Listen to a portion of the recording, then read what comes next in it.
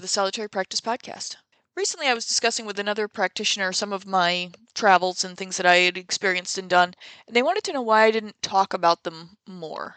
And honestly, one of the reasons I don't talk about them more is because there's no context for anybody that's listening. This has been going on since probably the late 80s, early 90s, so I've been at this for a while. And it kind of builds, there's a history there. Some of these places I've visited multiple times, you get to kind of know quote unquote people. And so for me, that's just kind of like, going about my day. And for people that are not involved in it, it is sometimes, I think, hard to follow in why I do things and who I talk to. And, sometimes, quite frankly, I'm just familiar with the area. So I'm just going to not relay things simply because they seem normal to me. They're there every time I'm there. But, the new wore off a long time ago for me, and everybody else is probably going to be left wondering, like, what on earth am I talking about? So generally speaking, I don't discuss this stuff with literally anybody. I have mentorship calls that I do, whatever. I literally just don't discuss it. But anyway, so this other practitioner was definitely interested in this latest little travel that I had and kind of was like, well, you should talk more about it. And I guess I can try. Why not? It isn't going to hurt anything, I suppose. The worst that's going to happen is everybody's going to be confused and I just won't do it again. Let's just talk about, I guess, the little experience that precipitated this whole conversation. So I don't have any pressing projects right now, and I've just kind of enjoyed just touring around. So a lot of times when I get off this particular plane, I am just basically seeing where I end up. I don't have any particular destination in mind. I kind of go with the flow. And in this particular time, I ended up back over in an area I visited a couple times, and I could tell you all about like where everything is, and there's trial grounds off to the left, and blah blah blah blah blah. But long story short, we'll try to use physical plane terms for something that doesn't really apply. Again, this is where I struggle because physical plane terms don't necessarily apply to everything when you're off plane. But anyway, so there's a group of practitioners, and when I say group, I think they're, it flexes between 3 and 5. In this particular area, we've run across each other for, well over 20 years. It's not like we're close, but, familiar. We're familiar. And once in a while, I do stop by just for a visit, just to see what's going on. You'll find that's a theme there. I know, no, uh, entities all over the place, just because, again, this has been going on for a long time. And eventually you start running across things if you do this long enough. So anyway, they were there. Hadn't seen each other in probably a year or two. It's been a while. They've obviously got their own protective measures and stuff. And I like to think of them as kind of like their Ring doorbells. So once I pop in, and I tend to like to land on paths or roads or something like that. It's just, that's a personal habit.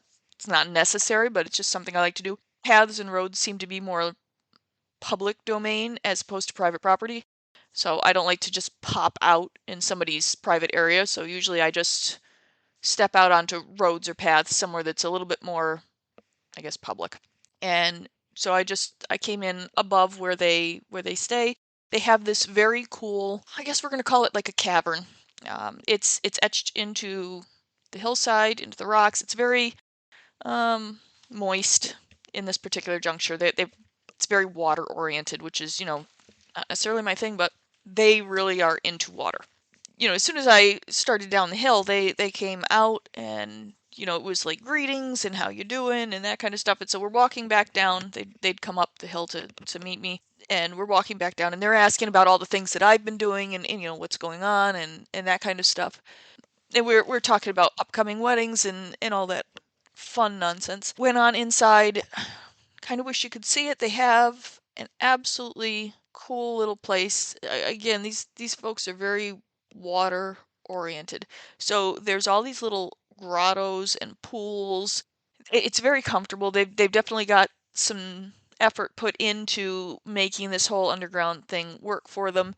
And it's basically a series of rooms. They go up. There's carved steps into the, I want to say it's stone, but it's not really stone. It's more of a hard packed earth, which I always feel a little leery when I'm in there because it is not stone. It is hard packed earth. There's just not a lot of rock where this is. So maybe they don't even have rock. I'm not sure. But anyway, it's hard packed, but it's been packed like that for a very long time, to the point where it's almost polished.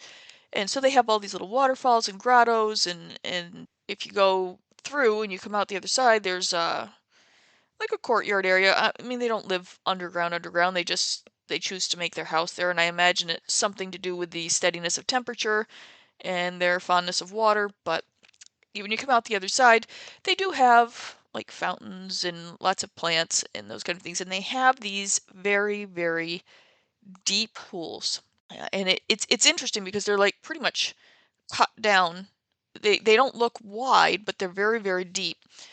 And so I had been there for a while. We had had something. Well, they had had something to eat. I was there. I don't eat a whole lot when I'm traveling, but they'd had something to eat. We had kind of lounged around, visited for a little bit, decided to go out while it was bright out. They don't get a lot of bright time.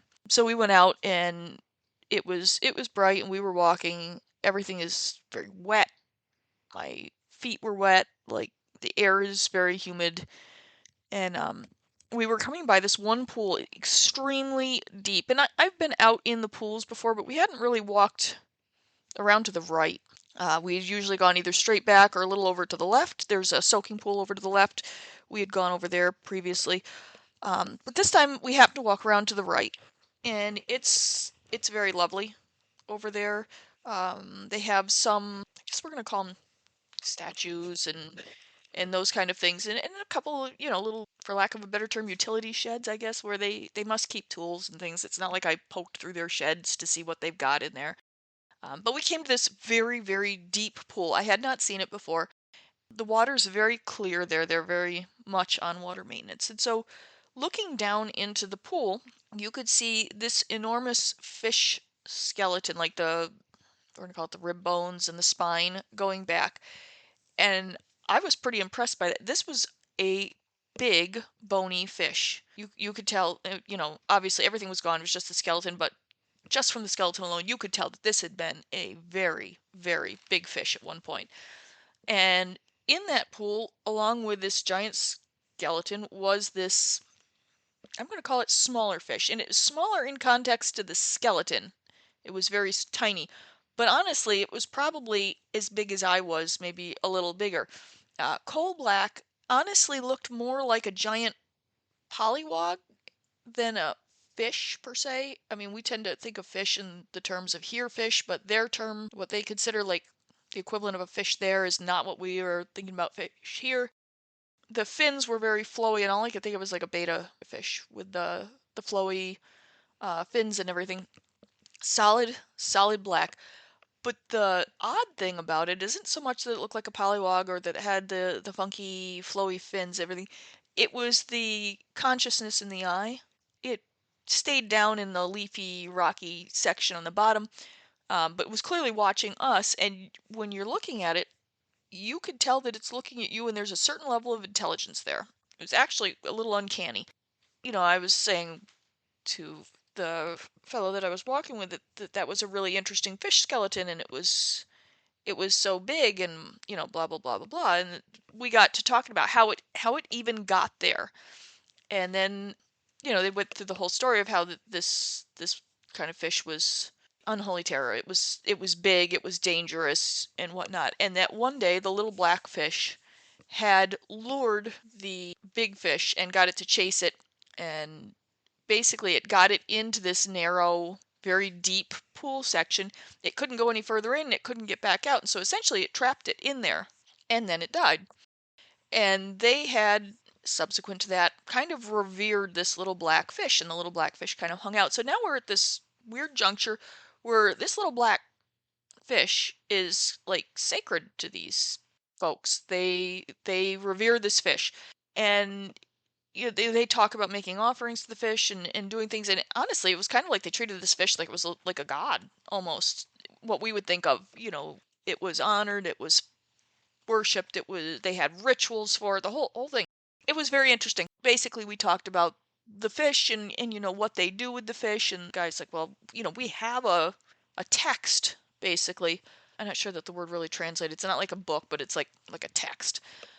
He says that he'd loan it to me, and I thought that was pretty cool because it's not too often that they let you have access to any of their I guess, more sacred stuff. He went and got this text. It was not huge. It wasn't fancy. There's no fancy like bindings or anything like that. It's just, kind of basic leather cover. I want to say parchment ink, but it wasn't actual parchment. It was more like a reed kind of paper, which checks out with their whole water obsession.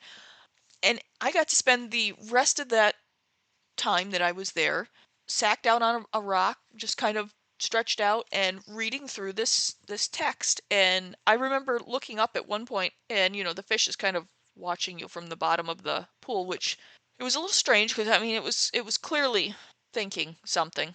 And so anyway, I got to sit and read this whole text, and yeah, they really really worship this fish, which got me down a rabbit hole of, fish. Like, there's a whole, I don't want to call it a religion because they don't really treat it as a religion, but there's a deep respect and reverence for this fish and the intelligence of the fish. And like, there's all these documentations, I guess, of times in which the fish has indicated things to them if they're smart enough to figure out what the fish is indicating. And I guess a couple times where, they weren't, and the fish got a little bit more clear about what it was trying to convey. And it was a great night reading this book, but when I got back here, I was like, well, I never really looked at fish as potential deity beings, which made me wonder, do we have anything around here that, any cultures or histories that, really revere fish as being super smart and guides and that kind of thing, which took me down a crazy rabbit hole. But yeah, so the whole thing was very interesting. I had not met their fish, I guess, god, for lack of a better word, before, and really enjoyed meeting this fish. It was definitely very smart. I was watching it watch me, and I kind of thinking like, I'm not sure how comfortable I am with just how intelligent this fish seems to be. I mean, clearly it's not coming out of the water after me or something, but it was definitely a measuring kind of look. And I'm 100% certain if the fish had not, I don't want to say be in favor, but maybe if the fish was against the idea of me reading the whole text thing, I have no doubt that I would not have had access to said text. But the fish was okay. It was very different. When you get out and about and you start wandering through these different planes and I guess cultures, we'll call it cultures, they're very different from our own. And to some extent, I enjoy that, and to some extent, it's really annoying because it's incredibly easy to put your foot in it because stuff that you wouldn't think is offensive can absolutely be offensive elsewhere. And you just have to be really, really careful about that. But yeah, so I spent some time with a group of people, and they're a great group. And I'm using the term people, but they're not really people. I just don't know what else to call them. So anyway, I spent this time with this pretty cool group of people that I haven't seen in a while. They're doing really, really well. The training ground situation seems to have resolved itself. That was the last time I was there. It was a few years ago, and that was an absolute train wreck. We had to do some serious work there. But that seems to have been shut down. They seem very, very content. They're very happy. They're just generally doing well. I don't know that I'll stop back anytime soon. There's really no reason. But yeah, so I let myself get kind of dragged wherever, and that's where I ended up. And I learned a little bit about fish as, I guess, deities to a certain extent, or at least minor deities. And that was definitely a different perspective. You start looking at things kind of differently when you're like, wow, they would use fish. Usually here, people tend to worship things that look kind of like people, not so much things that look, I guess, not necessarily more like animals, but not impressive animals. I mean, this is a basically it looks like an overgrown pollywog. It's not like it's a lion or a wolf or ravens or something that looks super smart and intimidating or fierce. It's it's like a tadpole, and they don't revere it because it is impressive physically. They admire its mental prowess, its ability to solve problems with its mind, not necessarily its strength. And I think that is something you don't run across a whole lot. Even here, when you're finding gods that they worship because they're, I don't know, really smart or whatever, they still have a physical capability about them for defense or offense, and this thing clearly does not. It's entirely dependent on them, keeping them preserved, et cetera, et cetera, et cetera. And it just hangs out in there. I have no idea how old it is. That was one of the things I was wondering, is like, how long?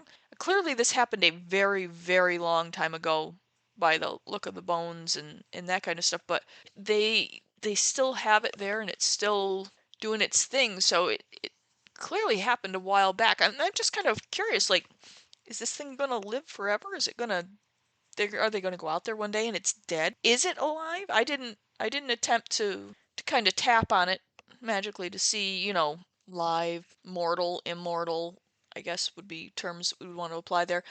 I did not go tapping to see what this tadpole was or wasn't. It was looking at me a little too speculatively for me to feel inclined to basically experiment with it. The other thing is these people are always very pleasant with me, and we've got a good rapport. And the last thing I want to do is tamper with something they consider a deity. The last thing I need to do is offend that or offend them. So that was like my latest little trip. I say latest, I've had 3 more since then.